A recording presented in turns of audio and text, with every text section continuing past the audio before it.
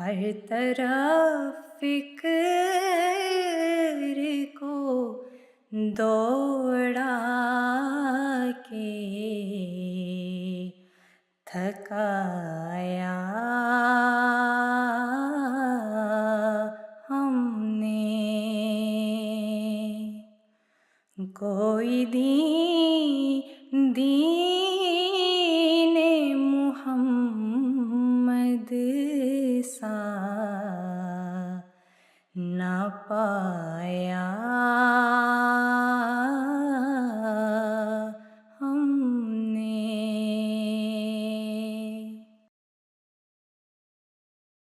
Assalamu alaikum wa rahmatullahi wa barakatuhu, and welcome to Balance. What is the Islamic identity? Does it just mean belonging to Islam by name? Or is it the fulfillment of obligations such as prayers, fasting, charity, and so on? Or is it the concept of modesty and wearing a hijab, a head covering for Muslim women? In fact, it is all of this and more that constitutes our Muslim identity and defines its features. On today's program, we will explore what is involved in undertaking the journey towards recognition, fulfillment, and ultimately pride and confidence in our Muslim identity. Joining me today are my guests, Maliha Shahid Saiba. Assalamu alaikum wa rahmatullahi wa barakatuhu. Wa alaikum assalam wa rahmatullahi wa barakatuhu. And Amreen Khan Saiba. Assalamu alaikum wa rahmatullahi wa barakatuhu. Wa alaikum assalam wa rahmatullahi wa barakatuhu. So before we begin our discussion today, let's listen to what people had to say when we asked them, is a faith-based identity important? I do think it makes people happier. I don't think it's important in terms of not you can't make people do it, but ultimately you can have faith in a variety of things, not just the basic religions. Yes, I do. Faith is very important. Yes and no. Like, I don't think it really matters. Like, I don't think it really matters to have to have identification behind things. I think it's like you can do whatever you want to do. And you don't have to, go around exploiting it or telling people hey, this is me. Like, I'm this. I do this. I do this. I think it's just something that you can do on your own time. And if it comes up in conversation, you can continue the conversation. But I don't think it's something that has to be exploited. Welcome back. Indeed, there are so many ways that we can integrate faith into our identity. So let's start at the beginning. Let's define the word. What is identity? And what are the different facets or aspects that are associated with this one word? Let me start with you, Maliha Saiba. Identity is something that's very personal. It's a combination of who we are, how we see ourselves, and how we are seen by others.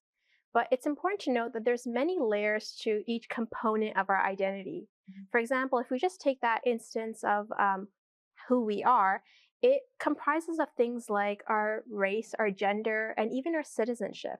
And a lot of these things we have no control over. They're actually circumstances that we're born into.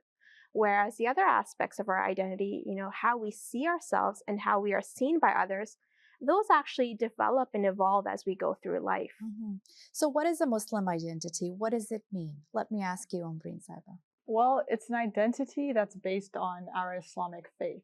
Now, Islam is a very comprehensive religion. It covers all aspects of our lives, which means often our Muslim identity may be confused for just the way we look or dress, but it's much more than that. It's things like our Islamic names, our etiquettes, what we eat and drink to what we refrain from consuming.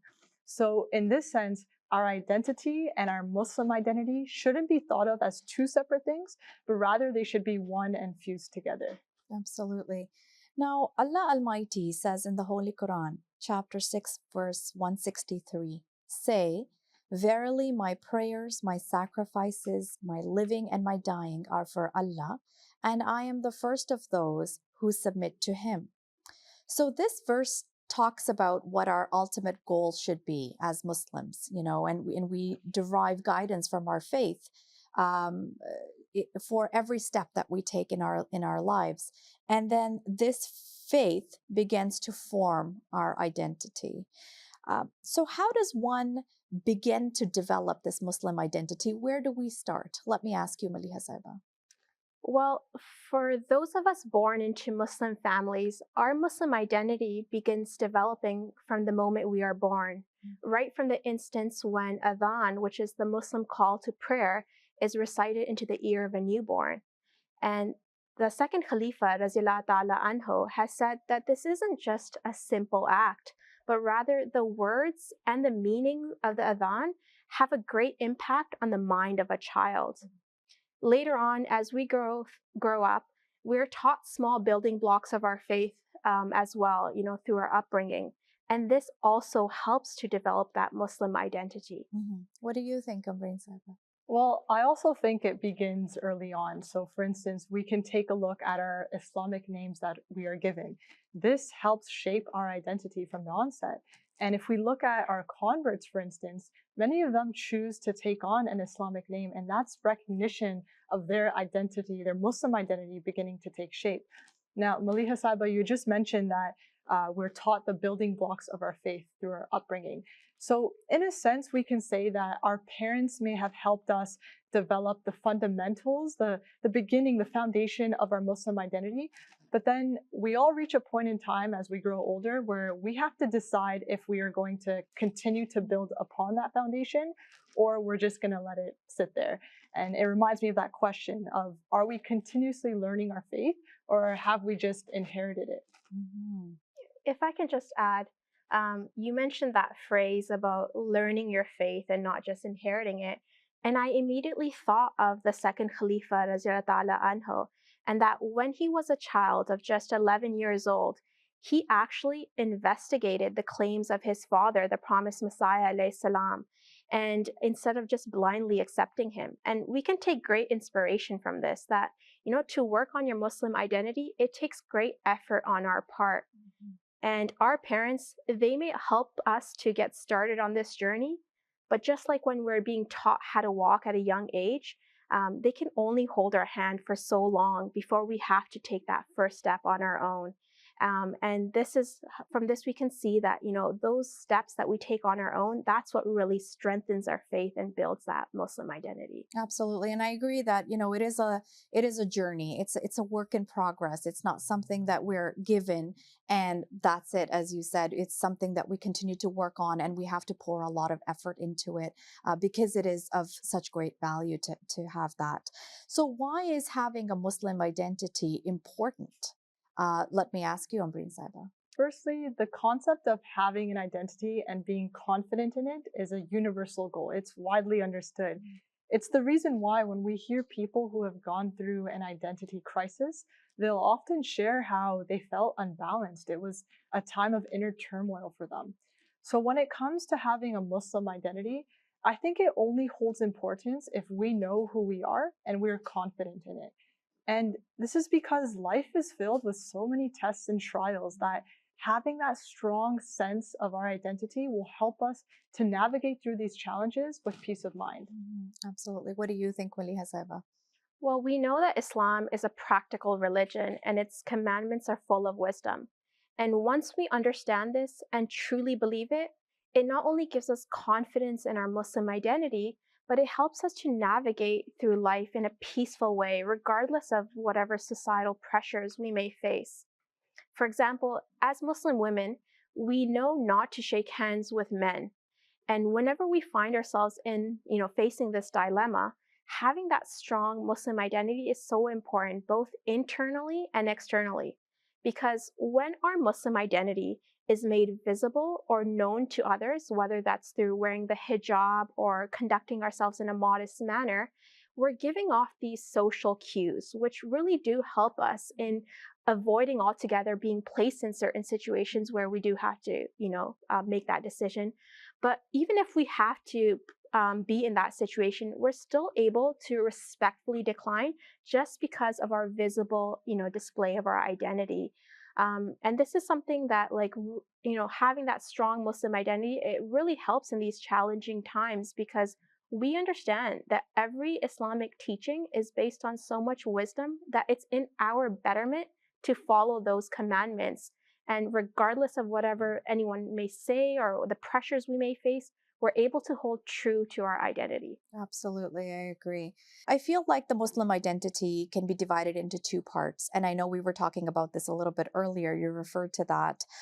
There's the physical aspect, the visible appearance that identifies us with the Islamic faith. And then there's the spiritual or the mental identity, where one can understand the concepts of their faith and develop a real relationship, a living relationship with their Creator, Allah Almighty. So, do both of these go hand in hand, and is having one of these enough? Let me ask you, Ambreen Saiba.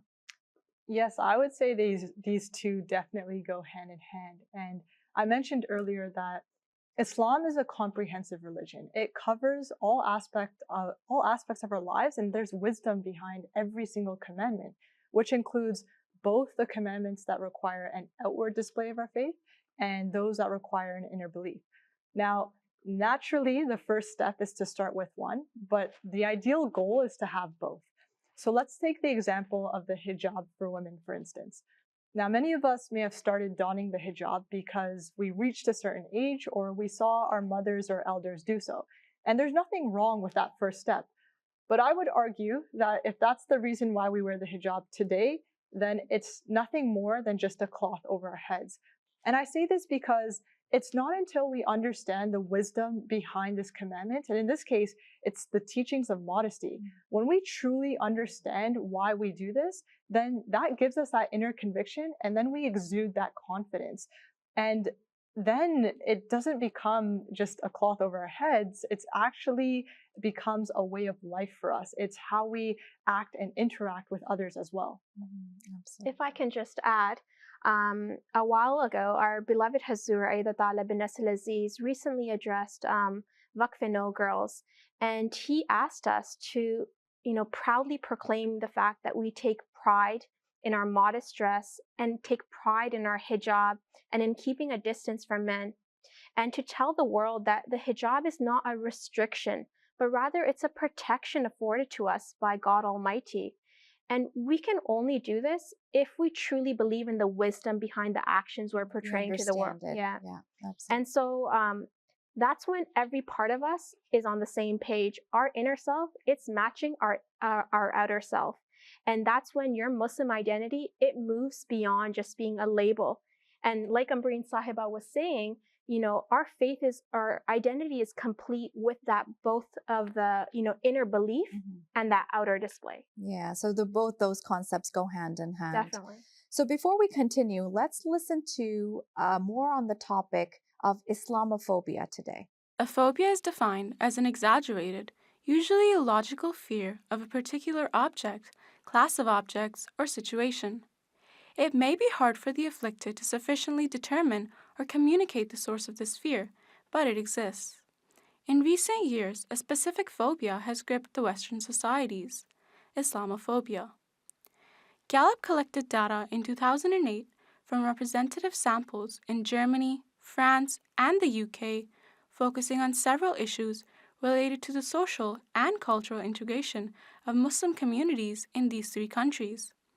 And while majority of the adults in these three countries agree that people from minority groups enrich the cultural life of their nations, sizable minorities of these respondents express fear about certain aspects of Muslim culture. Significant proportions of the French, German, and the British public consider different Muslim practices and relationships threatening. For example, 16% of Germans, 30% of British, and 39% of French say that wearing the hijab, the traditional head covering worn by Muslim women, is a threat to European culture.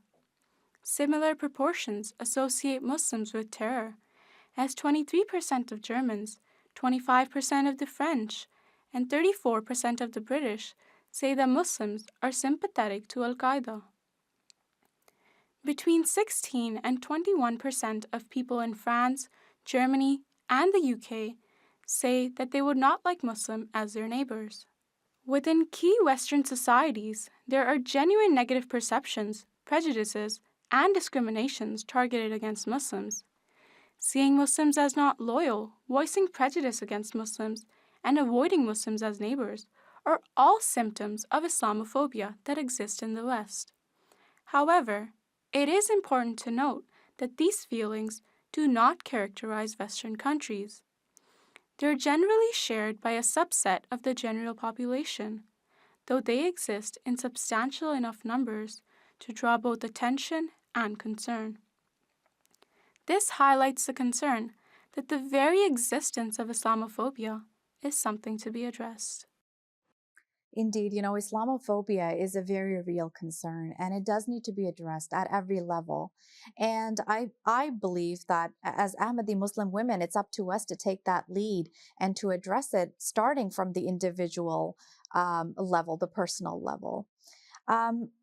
What advice would you give to somebody who is now growing up in this society, perhaps going through these challenges and struggling to find that confidence and that pride in their Muslim identity? Let me ask you, Ambreen Sahiba.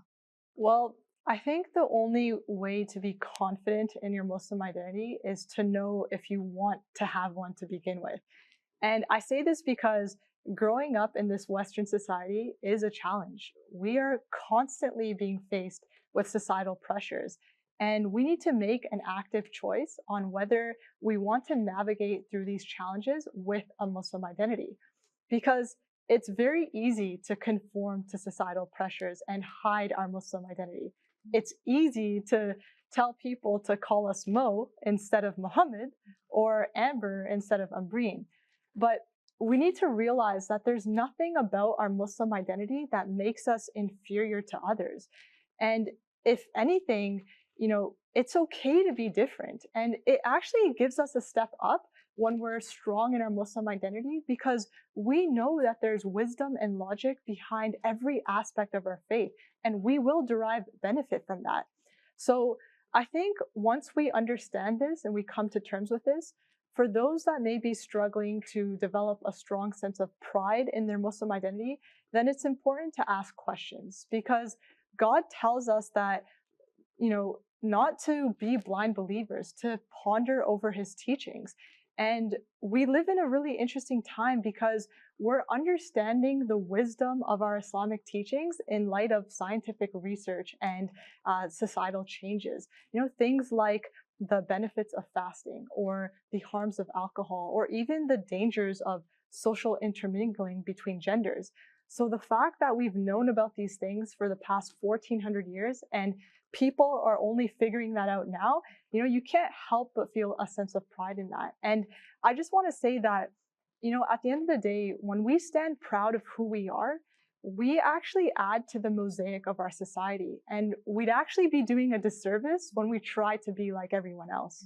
Absolutely. I actually completely agree. And if I may add, in terms of practical steps in establishing and strengthening our Muslim identity, it's to build a connection with Allah Almighty and to have our own conviction in that belief that He exists. So often in our daily life, we check in with our friends, whether it's through messaging them or calling them. And so we're building that connection with our friends. But what are we doing with our relationship with God, our greatest friend, Al-Wali? And so we should really be trying to establish that connection with Him. And one way to actually do that is to pray to God and to speak to God in our prayers. And another way we can do that is to build a connection with, his Khalifa, our beloved Hazur Ayyad Ta'ala bin Nasr Aziz. And so we can write him letters and also ask him for prayers. Mm-hmm. And if we're still struggling to have confidence and pride in our Muslim identity, we have to take a look at the people we surround ourselves with.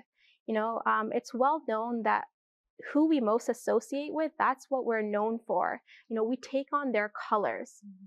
Just like if you were to walk into a perfume store, even if you don't buy anything, you're still walking out with those scents lingering on you. And there's actually a story from the promised Messiah Islam's time that there was a young student whose mind was affected by agnostic thinking.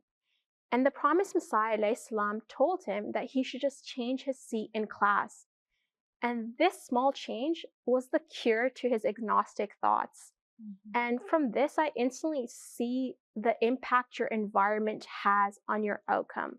And so if we're trying to build, a strong Muslim identity, we need to surround ourselves with people who are confident and have pride in that identity. And inshallah, it will have a positive effect on us. Absolutely. In fact, it is actually, like you have said, a multitude of different aspects that help us build that confidence. You mentioned the blessing of Khilafat in our lives, and Alhamdulillah, as Ahmadi Muslims, we're so fortunate to be bonded together and unified under the institution of Khilafat.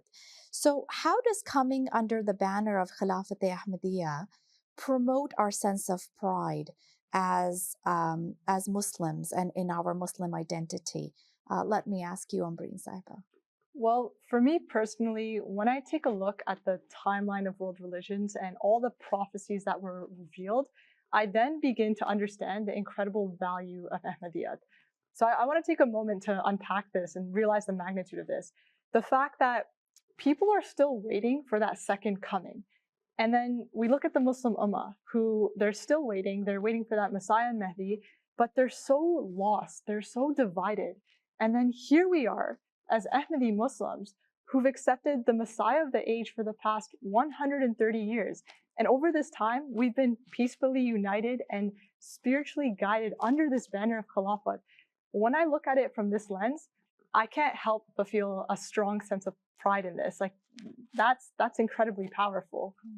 Absolutely, indeed it is. What do you think, Malia Saib? I think another reason to feel pride in our Muslim identity as Ahmadi Muslim women is to realize that Islam championed women's rights and it pioneered female empowerment right from its onset in 610 AD. And it's in the Ahmadiyya Muslim communities that we see this so beautifully personified through that perfect example of Lajna Maila, which is an auxiliary organization for women aged 15 and above. And so through this, we actually are given leadership opportunities and we conduct and organize our events and initiatives without being under the shadow of men. And, so often when we hear those stereotypes of Muslim women being oppressed, we should feel lucky that as Ahmadi Muslim women, we are able to live our lives according to the true teachings of Islam, which empowers women. And if I can just add on here, I just want to recognize that we have an incredible amount of privilege living here in the West. So in a sense, our sense of pride here is very easy, especially when it's contrasted with our Ahmadi brothers and sisters in different countries who are facing persecution for their faith. We're talking about countries who prohibit Ahmadis from calling their places of worship a mosque, or prohibit Ahmadis from saying the Islamic greeting, Assalamu alaikum, to each other. These are our Ahmadis who are, they're unable to call themselves Muslims without the risk of facing legal, repercussions. And then, here we are, seeing how we're trying to develop a strong sense of confidence in our identity. And here they are, never taking that opportunity to denounce their faith. They'll never compromise on that. The juxtaposition between these two things is just interesting, to say the least. And I think we should be grateful that we have this freedom here, and we should draw inspiration from these Ahmadis around the world who, even in severe persecution, even in torture, even in years of prison, they'll never denounce their faith. And that is true pride. That's the type of confidence that we need to strive for in our Muslim identity. Locate in ourselves, indeed. And as Canadian Ahmadis, we're grateful to have that opportunity to be able to exercise our faith and to maintain our identity in all the ways. Alhamdulillah, we've been able to have a very meaningful discussion today. Jazakallah for taking the time to be with us. Any last thoughts before we go? Well, my last thought is something that's actually my first thought whenever going through anything, and it's to remember God and to pray. Pray for guidance. Pray for the wisdom that we understand the beautiful teachings of Islam. Pray for the courage and confidence in establishing our Muslim identity. But to end off there, we should make sure that our prayers aren't empty and that we're opening channels for God to work through. We've heard that story of the man who left his camel without securing it. And the Holy Prophet ﷺ said to him, tie your camel first and then put your trust in Allah. So, yes, make sure that you put God first, but you also have to make sure that you're putting in those efforts. You're working hard at it, and then put your trust in God to do the rest. What do you think, Amreen Saiba? Well, for the youth watching, I just like to say that when you get older, people will actually respect you for being proud of who you are. And people won't actually like it when you try to be like someone you're not. People can tell when you're not being authentic. And we can't expect people to accept us if we haven't even accepted ourselves. And we're constantly told to win over the hearts of people. We can't really do that if we haven't won over our own hearts. So I just want to say that I know it's easy for us to talk here. I know it's easy to listen to these programs, but the real tests for us all come when we're outside, when we're going through these challenges of life, and our Muslim identity is being put to the test. And no one is there to see what we're doing except for God. So with that, I pray that may Allah give us all the utmost strength to be confident in who we are and give us the courage to be proud of our Ahmadi Muslim identity. Ameen. Ameen. Inshallah, inshallah. That brings us to the end of our program. I will end with a verse of the Holy Quran that paints a picture of who the true Muslims are. True believers are only those whose hearts tremble when the name of Allah is mentioned, and when His signs are recited to them, they increase their faith, and who put their trust in their Lord, who observe prayer and spend out of that which we have provided for them. These it is who are true believers. They have grades of rank with their Lord, as well as forgiveness and an honorable provision. May Allah Almighty enable us to become the true picture of Ahmadi Muslims. Ameen. Allahumma ameen. Jazakum Allah ta'ala wa asin al jaza. And until next time, Assalamu alaikum wa rahmatullahi wa barakatuhu. हर तरफ फिक्र को दौड़ा के थका